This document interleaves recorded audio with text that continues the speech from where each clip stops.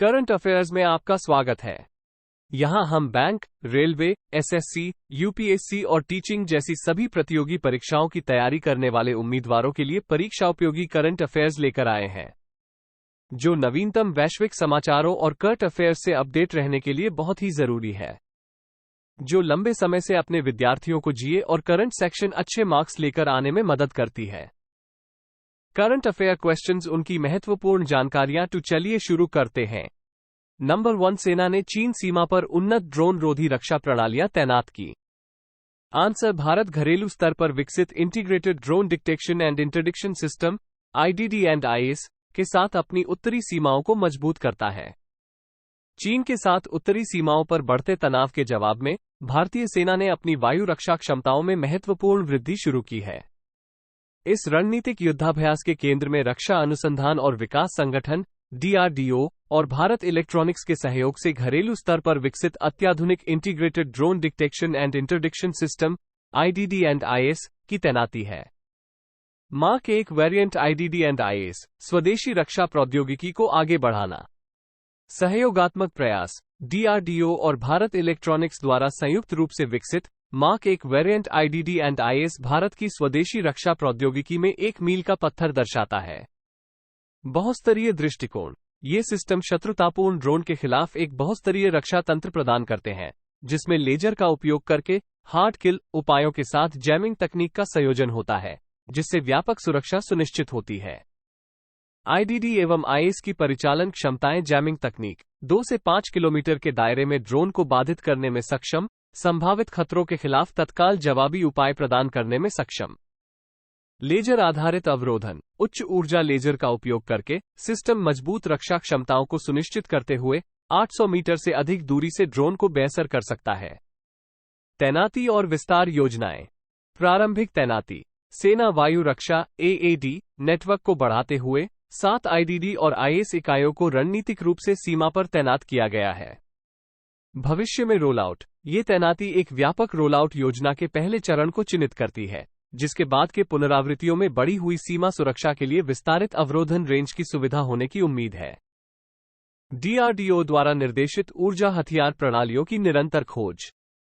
नवाचार के प्रति प्रतिबद्धता, DRDO उभरते ड्रोन खतरों से निपटने के लिए सक्रिय रूप से उच्च शक्ति वाले माइक्रोवेव और उच्च ऊर्जा लेजर सहित उन्नत निर्देशित ऊर्जा हथियार प्रणालियों का विकास कर रहा है। ड्रोन झुंडों के खिलाफ सुरक्षा, इन प्रणालियों को देश की रक्षा तैयारी सुनिश्चित करते हुए संभावित ड्रोन झुंडों के खिलाफ मजबूत सुरक्षा प्रदान करने के लिए डिजाइन किया गया है। यह करंट अफेयर जानकारी 26 मार्च 2024 को पब्लिश की गई। नंबर 2, इलाहाबाद उच्च न्यायालय ने किया मदरसा शिक्षा अधिनियम को रद्द।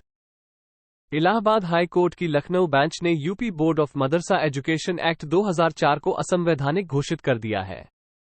इलाहाबाद हाई कोर्ट की लखनऊ बेंच ने UP board of Madrasa education act 2004 को असंवैधानिक घोषित कर दिया है। अदालत ने फैसला सुनाया कि यह अधिनियम धर्मनिरपेक्षता के सिद्धांत के साथ साथ संविधान के अनुच्छेद 14, 21 और 21A सहित कई अनुच्छेदों का उल्लंघन करता है। इसके अतिरिक्त अदालत ने पाया कि यह अधिनियम 1956 के विश्वविद्यालय अनुदान आयोग अधिनियम की धारा 22 का भी उल्लंघन करता है। मदरसा छात्रों के लिए नियमित शिक्षा का निर्देश देना, अदालत ने उत्तर प्रदेश सरकार को मदरसों, इस्लामिक मदरसों में नामांकित छात्रों को नियमित स्कूली शिक्षा प्रदान करने का निर्देश दिया है। फैसले में कहा गया है कि इन छात्रों को राज्य के प्राथमिक, हाई स्कूल और इंटरमीडिएट शिक्षा बोर्डों में समायोजित किया जाना चाहिए। असंवैधानिक कानून को चुनौती। यह फैसला एक वकील द्वारा दायर याचिका के जवाब में आया, जिसने राज्य सरकार द्वारा पारित कानून की संवैधानिकता को चुनौती दी थी। कानून ने मदरसों को राज्य के शिक्षा बोर्डों द्वारा मान्यता के बिना अरबी, उर्दू, फारसी, इस्लामी अध्ययन और अन्य शाखाओं में शिक्षा प्रदान करने की अनुमति दी। धर्मनिरपेक्षता और संवैधानिक अधिकारों का उल्लंघन।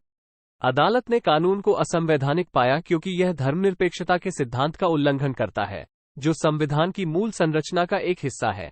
साथ ही अनुच्छेद 14, 15 और 21A भी है। इस फैसले से राज्य के 16,513 मदरसे प्रभावित होंगे, जिनमें से 560 को सरकार से अनुदान मिलता है। मदरसा छात्रों को समायोजित करना। अदालत ने राज्य सरकार से मदरसा छात्रों के लिए नियमित स्कूलों में अतिरिक्त सीटें बनाने और यदि आवश्यक हो तो नए स्कूल स्थापित करने को कहा है। राज्य सरकार अभी तक ये तय नहीं कर पाई है कि फैसले का पालन किया जाए या इसे सुप्रीम कोर्ट में चुनौती दी जाए। शिक्षा की गुणवत्ता पर चिंता। कोर्ट ने पाया है कि मदरसों में कक्षा 10 और 12 का पाठ्यक्रम संविधान की शिक्षा के अधिकार के अनुरूप नहीं है। छात्रों के पास गणित और विज्ञान जैसे आधुनिक विषयों का अध्ययन करने के लिए सीमित विकल्प है, और अंग्रेजी और विज्ञान जैसे विषयों का स्तर राज्य बोर्ड के मानकों से नीचे है। यूजीसी अधिनियम के साथ टकराव। कानून को यूजीसी अधिनियम के साथ भी विरोधाभासी पाया गया, क्योंकि पिछले फैसलों ने स्थापित किया था कि उच्च शिक्षा केंद्र के लिए आरक्षित एक डोमेन है और राज्यों के पास इस क्षेत्र में कानून बनाने का अधिकार नहीं है। इलाहाबाद उच्च न्यायालय के फैसले का उद्देश्य ये सुनिश्चित करना है कि मदरसों में नामांकित छात्रों को राज्य के शैक्षिकी मानकों और संवैधानिक सिद्धांतों के अनुरूप गुणवत्तापूर्ण शिक्षा मिले। यह निर्णय धर्मनिरपेक्षता को बनाए रखने और सभी छात्रों को उनकी धार्मिक संबद्धता की परवाह किए बिना समान शैक्षिकी अवसर प्रदान करने के महत्व पर प्रकाश डालता है। The 26th of March 2024 current affair part 1। आपको वीडियो अच्छा लगा हो तो चैनल को लाइक और पार्ट 2 के लिए चैनल सब्सक्राइब कर लें। Thank you for watching.